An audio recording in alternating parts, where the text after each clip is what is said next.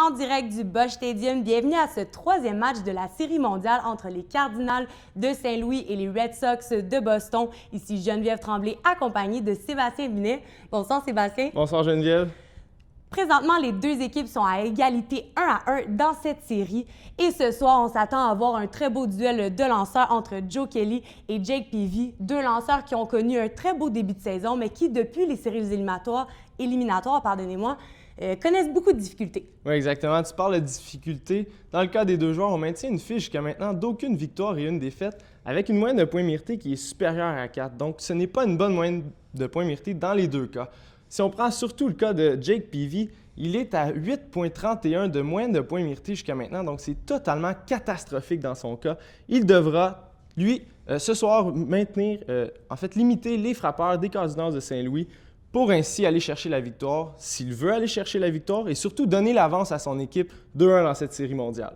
Joe Kelly, qui également avec une moyenne de 4,41, devra limiter l'apport offensif de Boston, notamment faire attention aux deux joueurs David Ortiz et Dustin Pedroia, qui ont connu un début de série mondiale en puissance. Exactement, tu dis aussi dans le cas de Joe Kelly, limiter les frappeurs des Red Sox de Boston, Dustin Pedroia et David Ortiz, qui ont une moyenne au bâton combinée de 538, donc qui sont extrêmement dangereux avec 6 points produits en 2 matchs. Donc, il devra absolument faire attention ce soir à ces deux frappeurs. Puis en terminant, Sébastien, quelle est la clé selon toi pour aller chercher la victoire ce soir? Eh bien, on l'a vu des deux côtés, les deux premiers matchs. C'est les erreurs qui ont coûté les matchs aux deux équipes. Donc, on devra limiter les erreurs ce soir et je crois sincèrement que les équipes qui réussiront à le faire iront chercher la victoire ce soir. Le match va commencer d'ici quelques minutes. On se rejoint directement après. D'ici là, on vous invite à nous suivre en direct sur notre compte Twitter 321 Sport et on vous souhaite un très bon match.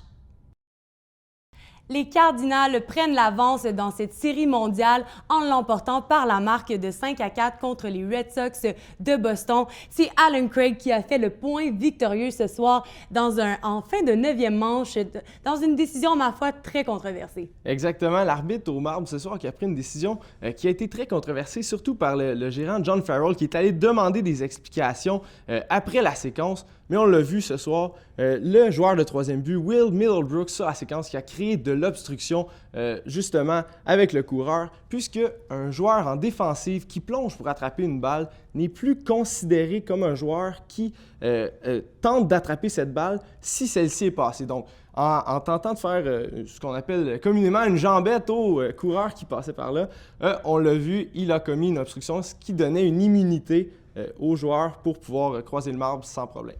Puis Sébastien, on parlait un petit peu plus tôt du danger que représentaient David Ortiz et Dustin Pedroia. Mais finalement, c'est Matt Holliday qui a su être le héros offensif de ce match. Oui, puisqu'on l'a vu, le duo des Red Sox de Boston ce soir a été complètement invisible. Un seul coup sûr pour ces deux joueurs ce soir et Matt Holliday, quelle performance! 2 coups sûrs en 5 occasions ce soir, 3 points produits. Il a littéralement été, comme tu l'as dit, le héros ce soir qui a procuré la victoire aux Cardinals de Saint-Louis. C'est beau de parler de l'offensive, mais maintenant parlons de la défensive. On parlait un petit peu plus tôt dans l'avant-match que les erreurs avaient été pour les deux équipes assez marquantes dans les matchs. Mais ce soir, on a vu que la défensive n'a pas été un facteur déterminant dans le match. On pourrait même dire que les deux équipes ont été très opportunistes. Eh bien, comme tu l'as dit, ils n'ont pas été un facteur déterminant si on oublie la fin de la 9e manche sur l'erreur de Gerald Saltalamacchia qui a coûté le match comme on l'a vu. Mais durant le match, on a vu de très bonnes performances défensives, surtout de Colton Wong au deuxième but qui a limité les dégâts de l'offensive des Red Sox de Boston. Et sur le dernier jeu du match, on doit vraiment parler du jeu défensif de Dustin Pedroia qui a empêché, juste avant la dernière séquence controversée, qui a empêché Yadier Molina de croiser le marbre pour, encore une fois, donner la victoire aux Cards de Saint-Louis. Puis pour reparler des lanceurs, on disait un petit peu plus tôt que ça avait été plutôt difficile pour eux de commencer les matchs dans les matchs précédents. Puis ce soir, on a pu voir que Jake Peavy a eu un début de match assez difficile, notamment en première manche en accordant déjà 2 points en partant. Oui, exactement. Donc la première manche, très difficile de son côté. Il s'est bien repris toutefois. Donc avec la deuxième et la troisième manche, il n'a rien accordé aux joueurs des Cardinals de Saint-Louis. Il a connu une quatrième manche un peu plus difficile. Il s'est sorti de l'eau chaude. Toutefois, on le savait, Jake Peavy avait quelques antécédents en séries éliminatoires et le gérant des Red Sox de Boston n'a pas pris de chance. Il a tout simplement décidé de le retirer du match au profit de la relève des Red Sox.